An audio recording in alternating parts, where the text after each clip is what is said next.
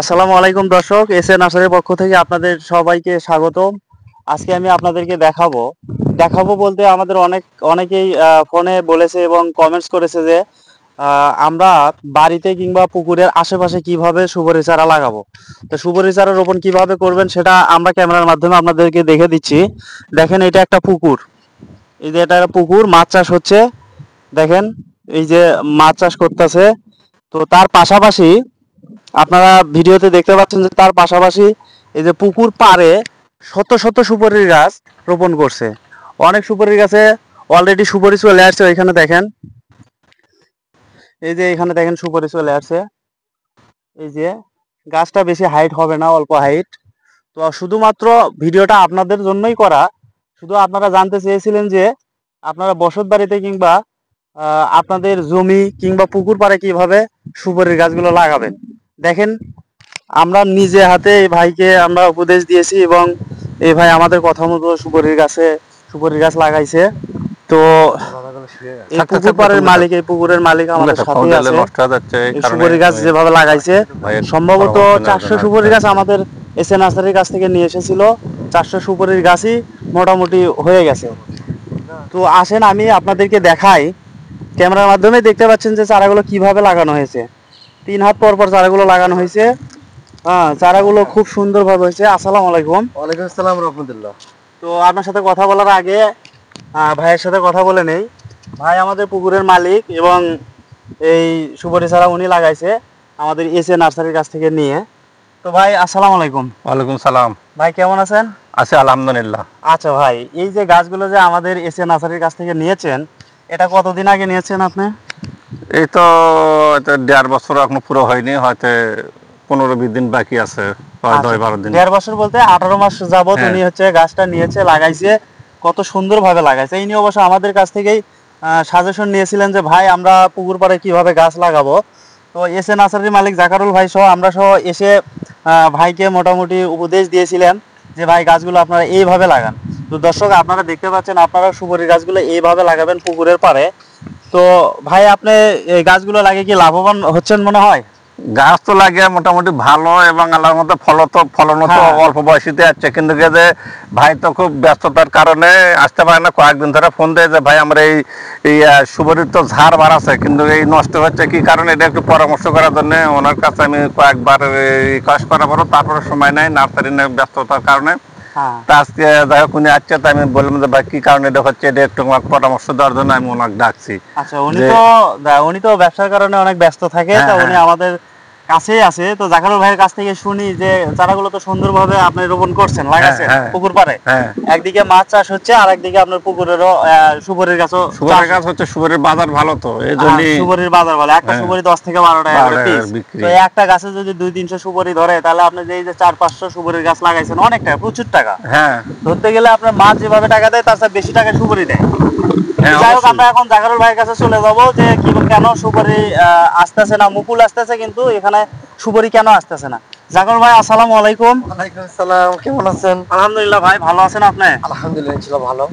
আচ্ছা ভাই, ভাইয়ের হচ্ছে প্রশ্ন যে উনি আপনার সাজেশন অনুযায়ী, আপনার কথা অনুযায়ী এই পুকুর পাড়ে উনি সুপারি গাছ লাগাইছে, কিন্তু 1.5 বছর যাবত লাগাইছে। এখন দেখা যাচ্ছে যে সুপারির গাছে মুকুল আসতেছে, এই যে মুকুল আসতেছে, কিন্তু সুপারি ধরতেছে না। এনাকে একটু কিছু বলেন কিভাবে কি করতে হবে। হ্যাঁ, মাইক্রোফোনটা আপনি নিয়ে নেন। তো দর্শককে বলতে চাই, আসলে এখানে আমার কিছু গাফলতি হয়েছে। তার মধ্যে ইনি পুকুরের মালিক, ইনি এখানের একটা নয়, 2টি ভুল হয়ে আছে। সেই 2টি ভুল হলো কি, একটা গাছ যখন এখানে রোপণ করার পরে সাইডে ঘাস মারার ওষুধ ব্যবহার করা হচ্ছে।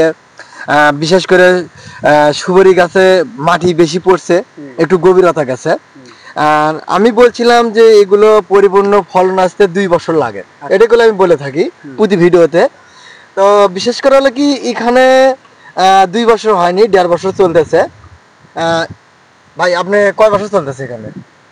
1.5 বছর হয়তো এখনো 10-12 দিন বাকি আছে, পুরো 1.5 বছর হয়নি। পুরো 1.5 বছর হয়নি, 10-12 দিন বাকি আছে, তাহলে 1.5 বছর হবে আর কি। তো বিষয়টা হলো কি, আমি এখানে একটা ঝাড় বার হচ্ছিল সর্বপ্রথমে, এটা গুলো নষ্ট হয়ে গেছে। হ্যাঁ, ওটার জন্য আমি ডাকছি আপনাদের। এই পাশে একটা নষ্ট হয়ে গেছে। তো আমার এই বড় ভাই বারবার রিকোয়েস্ট করে, ভাই একটু হলেও আমার কাছে দেখে যান আমার এই গাছতে হচ্ছে কি এরকম। তো আমি ওনার রিকোয়েস্ট না ফেলার পাই আজকে আমি সরাসরি রওনা দিছি। তো এখানে আসতে হয় কাদা রাস্তা দিয়ে। তো চতুর্পাশে পানি, তারই মাঝখানে পুকুরটা, আর এখানে সবাই মানে মাছের চাষই করে আর কি এখানে। তো আসে দেখলাম ভাইয়ের কথা ঠিকই আছে, তো অনেক ফেনি নষ্ট হয়ে গেছে এখানে। আবার অনেক জায়গায় কেউ বোল বলে, কেউ পুকুর বলে, বিভিন্ন জায়গাতে বিভিন্ন ভাষায় ব্যবহার হয়। তো আমরা এতে ফেনি বলি আর কি আমাদের এখানে। তো আমি এসে দেখলাম এখানে দুইটি গুলো নষ্ট হয়ে গেছে, শুকিয়ে গেছে। এই যে একটা, এই পাশে একটা, দুইটা, মানে ওই দুটো সুপারি আসেনি, এই জায়গাটা সুপারি আসতেছে না, তবে এটাতে আসবে। তবে আসবে বললে ভুল হবে, কিন্তু আপনার ট্রিটমেন্ট করতে হবে।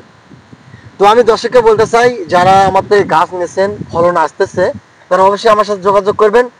এরই কি সাজেশন দিতে হবে, কেমন ফলন ভালো আসবে, কিভাবে আপনারা ফলন নিতে পারবেন বেশিভাবে, এটা অবশ্যই আপনাদেরকে যোগাযোগ করতে হবে। অনেকেই হয়তো আমাকে অনেকে বিরক্ত করে, তো আমি সে বিরক্ত না মনে করে তাকে আমি ভালো পরামর্শই দিয়ে থাকি। ঠিক আছে ভাই? তো বিষয় এইখানে এই গাছে এখন খাবার ব্যবহার করতে হবে, যেহেতু ফলন আসতেছে। আপনার খাবারের নামগুলো বলে দেন। খাবার আমি বলি, সর্বপ্রথমে প্রতিটা গাছে 1 কেজি করে কেঁচুয়া সার দিতে হবে। আর তৃতীয় কথা হলো কি, আমি যে মুখে যে আমরা ফিটকেরি ব্যবহার করি, এই ফিটকেরি গুঁড়ো করে 1 কেজি ফিটকেরি হলে 50টা গাছে দেওয়া যাবে। এই ফিটকেরি দিতে হবে।